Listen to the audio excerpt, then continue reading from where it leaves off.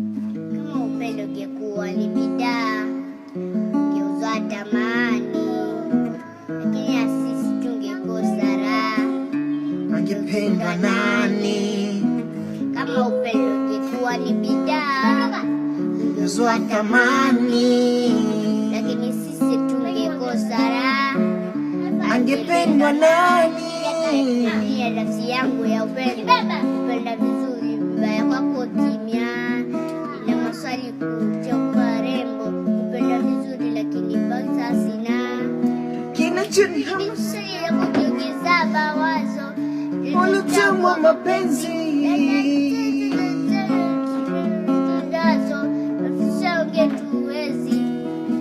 Wakina papa Mesifa Manjiparesa Songetamba Sarani Chifu kimdomo sofa